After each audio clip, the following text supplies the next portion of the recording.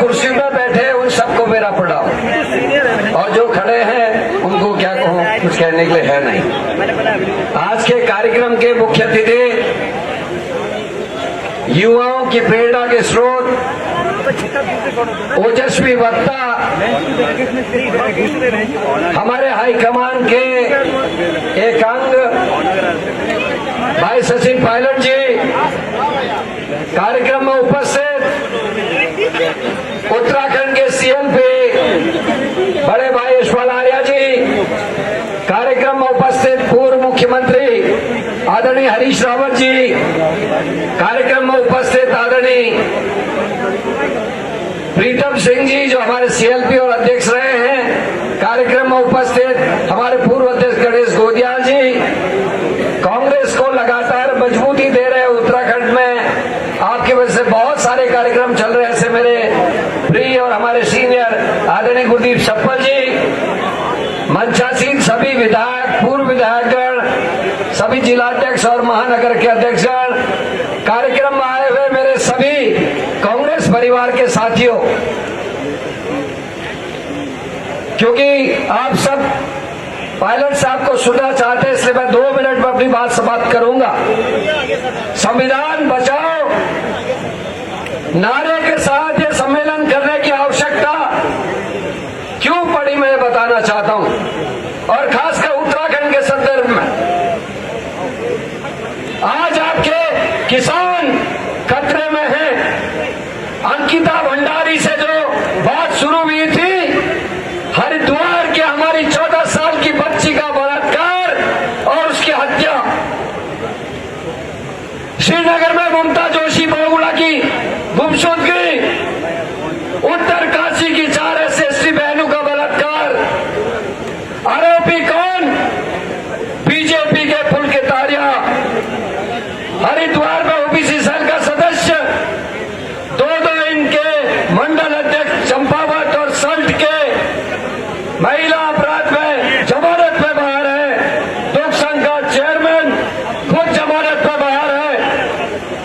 भर्ती घोटाले होते हैं, 80 भर्ती घोटाले में हाकम संघ बीजेपी का जिला पंचायत सदस्य, और पटवारी पेपर लीक होता है तो बीजेपी का मंडल अध्यक्ष मंगलौर हरिद्वार। आपका संविधान खतरे में है क्योंकि चुने हुए विधायक बीजेपी के बोलते हैं। आशा नौटियाल बोलती है कि माइनॉरिटी के लोगों को केदारनाथ के नजदीक काम नहीं करने देंगे, जबकि आप सब जानते हैं उत्तराखंड के लोग हैं कि वहां घोड़े खच्चर वाले 70% से ज्यादा हमारे माइनॉरिटी के भाई मदद करते हैं। अमरनाथ जी की गुफा खोजने का काम उनने किया और अमरनाथ तक भी लोगों को पहुंचाने का, बुजुर्गों को, माताओं को पहुंचाने का काम घोड़े खच्चर वाले करते हैं। और क्या शपथ ली थी विधायक ने? उसने शपथ ली थी कि मैं देश की एकता अखंडता को अक्षुण्ण रखूंगी, संविधान का पालन करूंगी। लेकिन इनकी राजनीति केवल और केवल नफरत फैलाने की राजनीति है। वैसे ही बयान के दलीप रावत देते हैं। उत्तराखंड यूसीसी का आना संविधान के आर्टिकल 44 का उल्लंघन है, ये आप सब लोग जानते हैं। जब उत्तराखंड का यूसीसी ही संविधान के विरुद्ध है, जिसके भाग 3 में ये इन्होंने व्यवस्था दी है कि उत्तराखंड की कोई भी बेटी, कोई भी व्यक्ति बिना विवाह के किसी के साथ रह सकता है। कौन बीजेपी का पदाधिकारी, कौन बीजेपी का सदस्य अपनी बहन, अपने परिवार के लोगों को ऐसी इजाजत देगा? मैं बीजेपी से पूछना चाहता हूं। खुला उल्लंघन है यूसीसी संविधान की धारा 44 का। और आज कांग्रेस का एक एक कार्यकर्ता घर घर जाके यूसीसी के भाग 3 की बात करता है। हम लोग कतई नहीं चाहते कि हमारे परिवार के बच्चे बिना विवाह के किसी के साथ संबंध बनाए या रहने जाएं। ये जरूरत पड़ी है संविधान को बचाने की। आज जो घटना कश्मीर में घटी है, उसमें एक तरफ राहुल गांधी, सचिन पायलट कहते हैं कि हम सरकार के साथ हैं, पाकिस्तान के खिलाफ हम साथ हैं, आतंकवाद के खिलाफ हम साथ हैं। लेकिन बीजेपी का अनुवांशिक संगठन क्या कर रहे हैं? वो बोलते हैं जो कश्मीरी देहरादून में पढ़ रहे हैं उनको मार के भगाएंगे। अरे कश्मीर हमारा है, कश्मीर में रहने वाला व्यक्ति भी हमारा है। जो भारत में रहने वाला किसी भी प्रांत का आदमी है वो हमारे भारत का नागरिक है, पहले नागरिक है, उसकी सुरक्षा आवश्यक है। इसलिए संविधान को बचाने की आवश्यकता है। डिमोनेटाइजेशन आपने देखा अग्निवीर योजना, इन सब योजनाओं ने भारत को कमजोर करने का काम किया है और ये सब इसीलिए हमको आज संविधान बचाने की रैली करनी पड़ रही।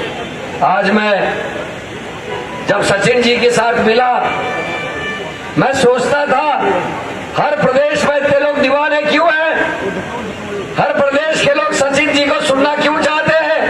जब आज मैं उनके संग बैठा और वो मुझसे उम्र में कम है, अभी केवल 47 साल के हैं, लेकिन जितनी बुद्धिमत्ता है, जिस तरीके से वो काम करने का तरीका सिखा रहे हैं, जिस तरीके से उत्तराखंड को हम जीतेंगे ये वो बात बता रहे हैं, ये उनके बड़प्पन को दिखाता है, उनके अनुभव को दिखाता है। मैं उनको धन्यवाद देता हूं।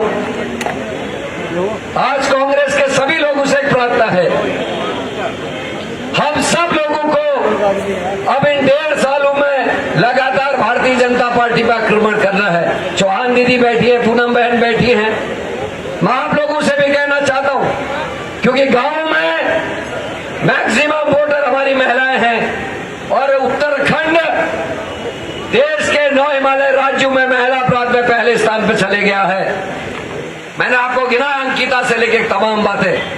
अगर हम घर घर नहीं जाएंगे, हम लोगों को अपनी बात नहीं समझाएंगे, तो संविधान तो कमजोर होगा ही होगा, हमारा देश भी कमजोर होगा।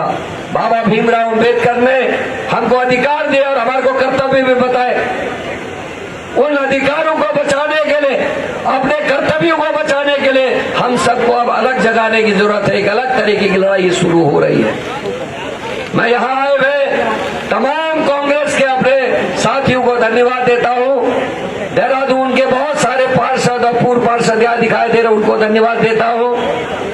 प्रेस और मीडिया के अपने सभी साथियों को बहुत धन्यवाद देता हूँ। इतनी गर्मी में आप लोग गर्मी में भी यहाँ खड़े हैं। प्रिंट और इलेक्ट्रॉनिक मीडिया के लोगों को भी धन्यवाद देता हूँ।